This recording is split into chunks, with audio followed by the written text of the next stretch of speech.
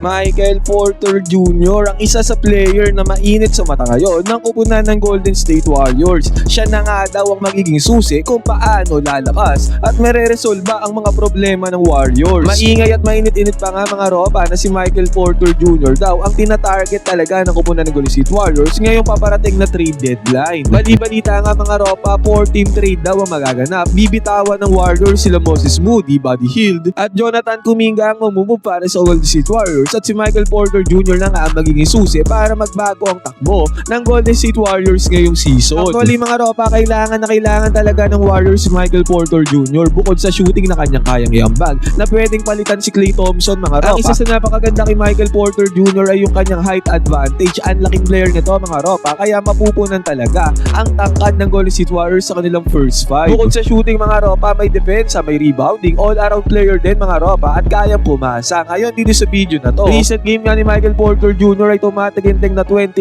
points with 9 rebounds mga ropa. Ang taas nun. Grabing player, all-star caliber player nga to si Michael Porter Jr. Tatalakayin natin yung game nila kontra sa kupunan ng Dallas Mavericks na pinangungunahan ni Cooper Flag. Tingnan natin dito mga ropa kung gaano talaga kagaling, gaano kalupit at kung paano mag-fit si Michael Porter Jr. sa team ng Golden State Warriors together with Stephen Curry, Jimmy Butler at Draymond Green.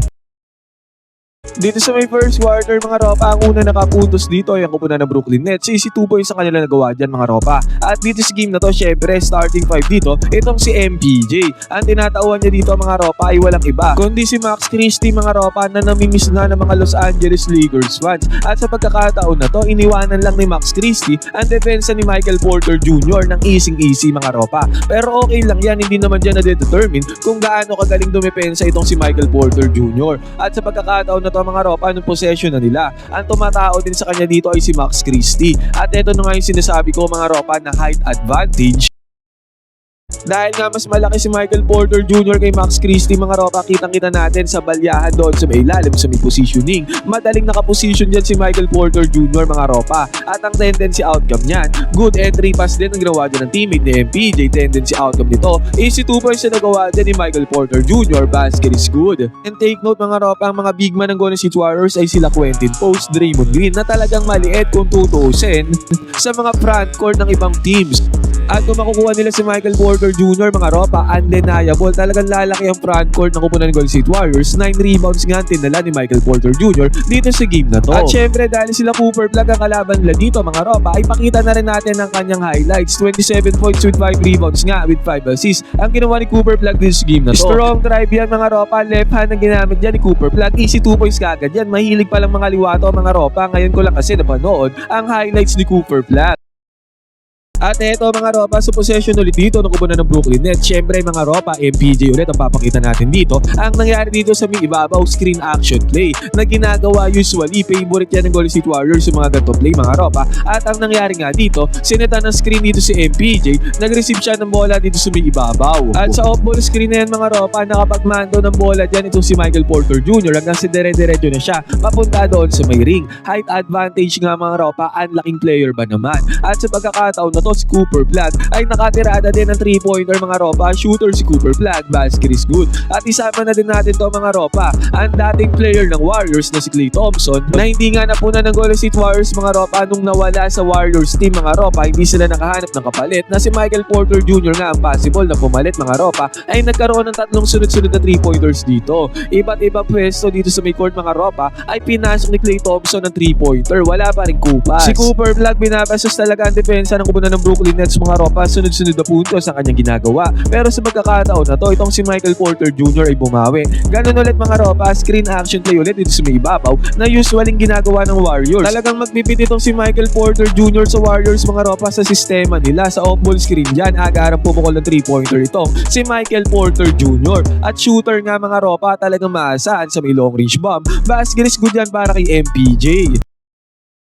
At sa pagkakataon din na to mga ropa, heto ang kailangan ng Warriors, yung kayang mag-make ng kanyang sariling tira. At dito nga mga ropa, umatake siya. Yun nga lang, good defense ang ginawa din ng Brooklyn Nets. Nice swing naman niya yung bola sa may 3-point area at nagkaroon ng assist dyan si MPJ. Cooper Flag mga ropa, kaliwang kamay ang ginamit sa pag-dribble. Pag-atake mga ropa, nagkaroon ng easy 2 points dyan si Cooper Flag. Ang laking player mga ropa. Basic na basic sa kanya yung mga ganyan at kayang-kaya din talaga niya mga ropa. At nagkaroon pa nga siya ng difficult shot dito, pero still naipasa siya ni Cooper Flag. At grabe naman, grabing depensa din ang pinakita dito ni Cooper Flag. Iba talaga mga ropa pag malaking player ka at kaya mong gumalaw na parang guard. At eto na nga mga ropa, walang kaabog-abog dito sa may transition. Naka-receive ng bola dito si Michael Porter Jr. Walang kaabog-abog. Pinukol niya ang 3-pointer, top of the key. Basket is good kagad yan kay Michael Porter Jr. Kailangan niya ng Warriors mga ropa. At sa tingin ko nga mga ropa, pag nakuha ng Warriors itong si MPJ, ay talagang tataas ang offensive rating ng Warriors. Para nga kasi siyang si Klay Thompson. Parang mapapaltan na si Klay Thompson pero mas malaki mga ropa at kayang rebound.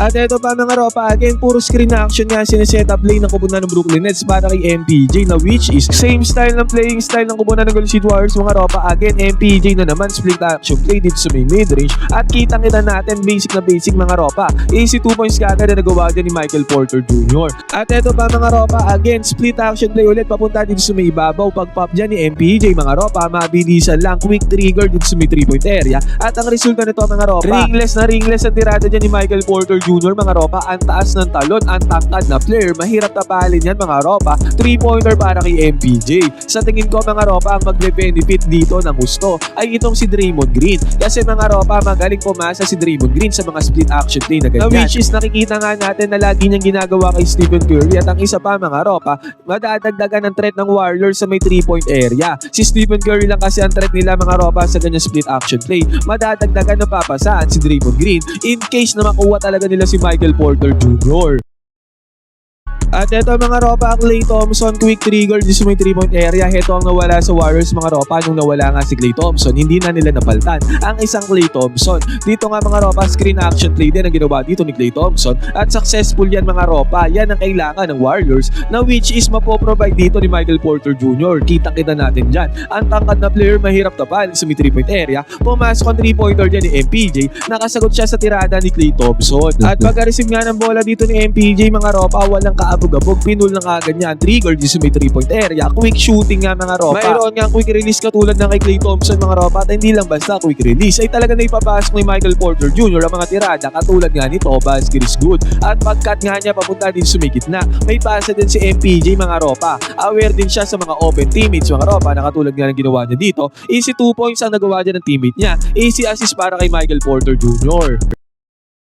Dito naman mga ropa, na-check ang pasa ni Michael Porter Jr. na nag-open up naman sa fast break dito ng kupunan ng Dallas Mavericks. Slam dunk ang ginawa dyan ni Cooper Flag. At sa pagkakataon na to mga ropa, top of the key 3-pointer ang binaon dito ni Cooper Flag para sa LUA ng panalo para sa kupunan ng Dallas Mavericks. Talo nga dito sila Michael Porter Jr. mga ropa, pero still very impressive 28 points. Dito mataginteng na 9 rebounds sa 3 assists sa loob lamang ng 33 minutes of playing time mga ropa. Ganon ang naipundar ni Michael Porter Jr. dito sa game na to. Talaga mga ropa, mag-fits perfectly talaga si Michael Porter Jr. sa kupunan ng Golden State Warriors. Magkakaroon ng dagdag na threat sa may 3-point area at sa split action play kasama si Stephen Curry na tugmang-tugma kasama si Draymond Green. Ngayon mga ropa, kayo ang tatanungin ko, ano sa tingin nyo, mapupul ba ng Golden State Warriors ang trade para kay Michael Porter Jr. o hindi? Pwede kayo mag-comment dyan sa baba ng opinion mga ropa, magkwentuhan tayo.